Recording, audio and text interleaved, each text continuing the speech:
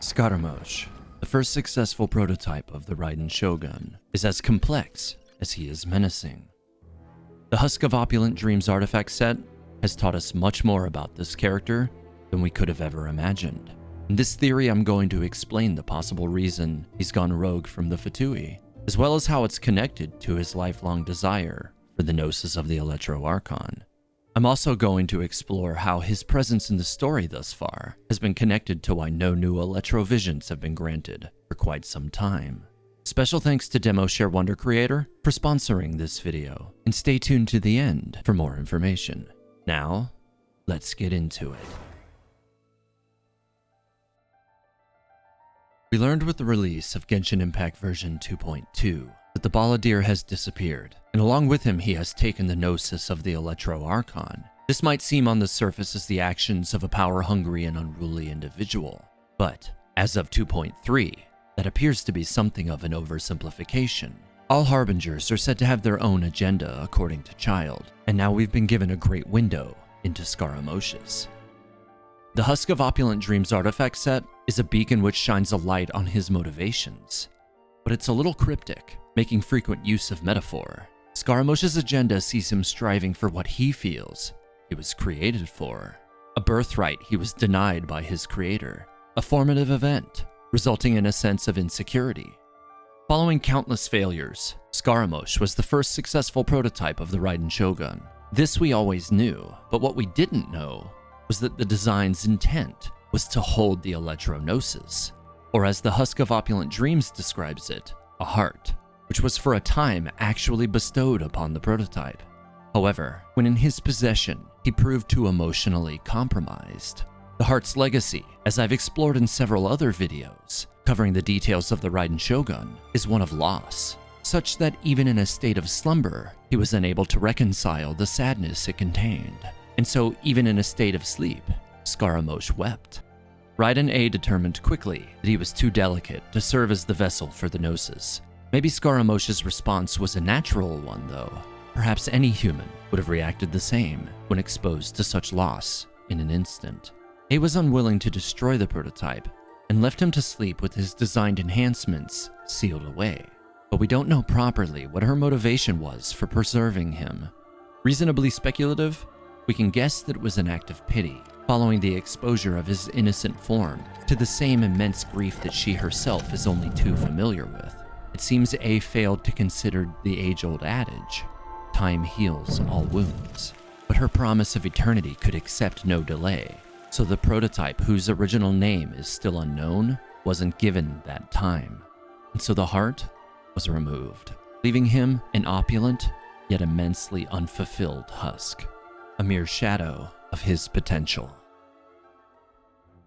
Further exploration of the new artifact set reveals that A was ultimately unable to create a puppet that could withstand the weight of the heart, and so she went on to develop a puppet that effectively renders the Gnosis obsolete instead, thus explaining the raw power of the Raiden Shogun puppet, as well as why the Gnosis was not left in the Shogun's care. We also learned from the Husk of Opulent Dreams that Scaramouche indeed wandered as a vagrant in Inazuma, just as he described himself to the Traveler upon our first meeting with him. But he did so with full support from the Shogunate.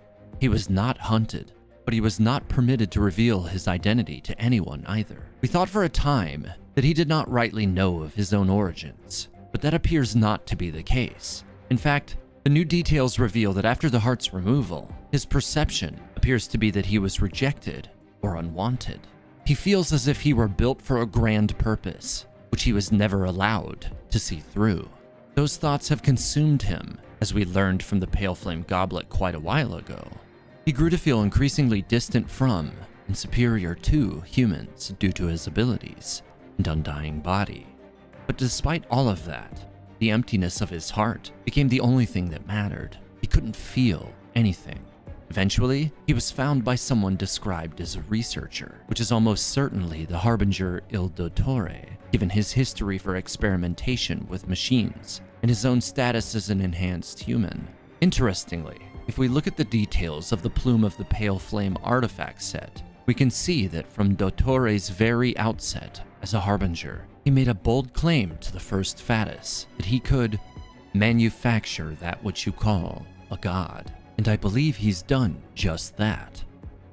So upon the discovery of the discarded puppet of a god, Dottore had the perfect test subject. He saw within Scaramouche a burning desire to regain the heart which he was denied, and sought to fan the flames of his desire.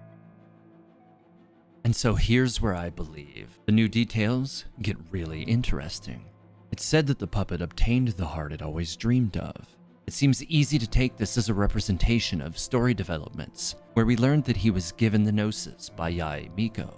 But the opulent dream Sans goes on to explain that this heart was not what he truly desired, for it did not contain any blessings, but was instead a sacrifice, brimming with selfishness, hypocrisy, cunning, and curses, all wrapped in an amiable husk. These do not sound like the descriptors of a Gnosis that once filled his being with sadness.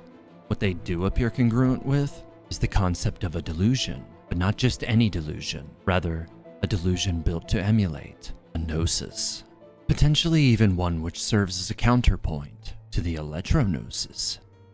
If we combine this with what I mentioned from the Wise Doctor's opinion, this suggests Scaramouche is something akin to the Archon of Electro Delusion. When exactly he was given this heart is unknown, so it's impossible to precisely extrapolate if the timeline correlates with the halted arrival of new Electro Visions throughout Teyvat. But if it was built to emulate the Gnosis of the Electro Archon in the same way that Child's Delusion was built to emulate the Electro Element, then what if the two Gnoses repel each other, creating a force which effectively cancels out any effect the true Gnosis may have on the production of new visions? And of course that assumes they do have a role to play in that process. If we consider the first time we met Scaramouche canonically, it allows us to create a potential timeline for this theory. We first encounter him in Liyue, and then again in Mondstadt, and finally at Musk Reef, the former Pylos Peak. This just shortly after the resolution of version 1.1's Liyue Archon questline, the very same patch in which we learned that the production of Electro Visions had mysteriously halted over the year prior. This would all make perfect sense if he was given the Gnosis within the year prior to this event, before presumably traveling to Inazuma to begin overseeing production of Delusions. Additionally, while I don't want to dig too much into the creative process as evidence, but this also makes a lot of sense as well when you consider that the entire plot device involving the lack of Electro Visions was introduced in the very same patch as Scaramouche. Maybe it's a simple coincidence, or possibly it's indirectly a hint that these separate story threads were developed in tandem as a contained story to pay off at a later date. If all of this works out to be true, Scaramouche's false Gnosis is a poor substitute. It leaves him capable of volatile emotions, yet unfulfilled all the same. The Song of Life Sans describes that if Scaramouche were to remove it, he would no longer feel anything at all, suggesting he thinks of this heart as insufficient and still desires to obtain his original heart, which of course we know he has, at last achieving his unfulfilled birthright.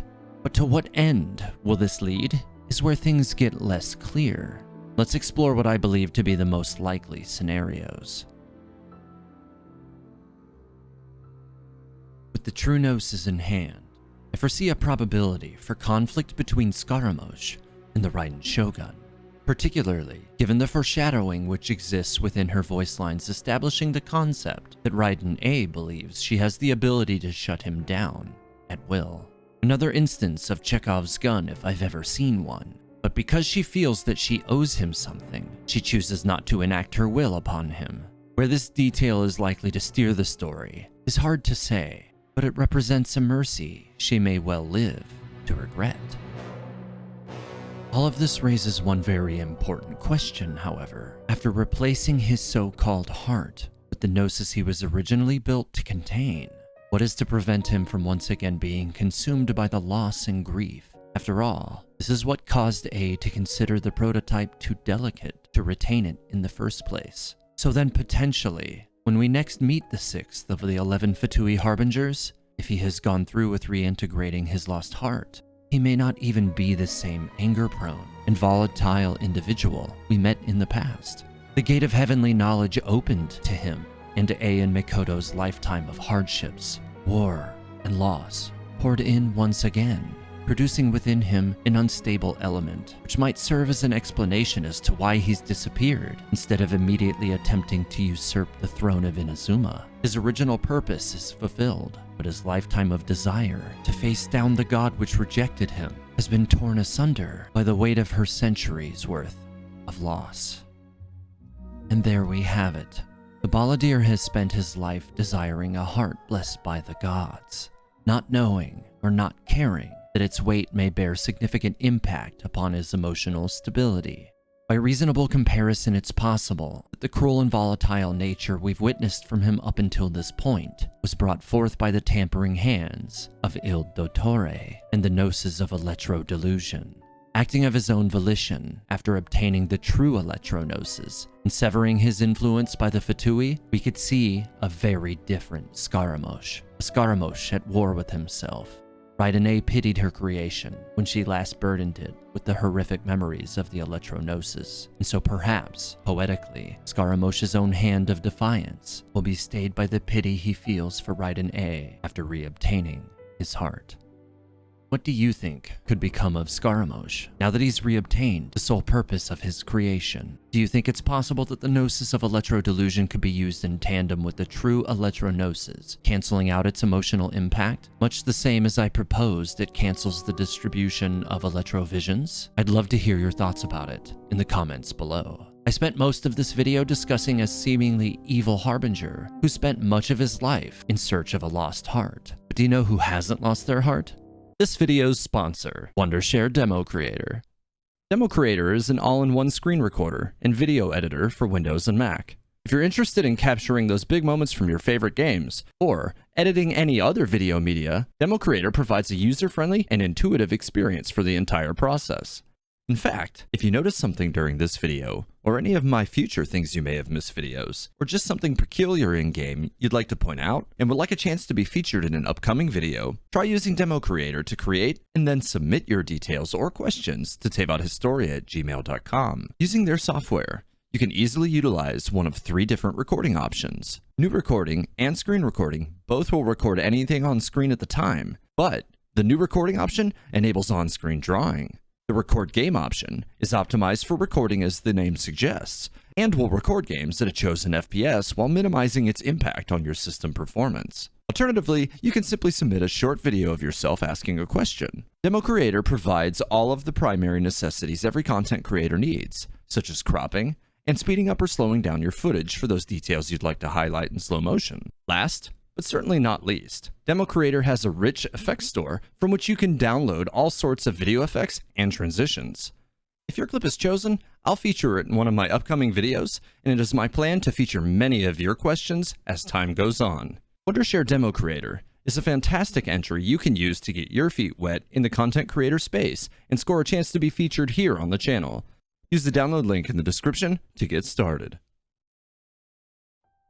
Thanks for watching this theory. If you enjoyed it, please leave a like, subscribe, and remember to hit the bell icon so that you're notified when my next video goes live. I stream most weeknights over on Twitch. I've put a link in the description, so be sure to drop in if you'd like to discuss lore topics and theories with me directly.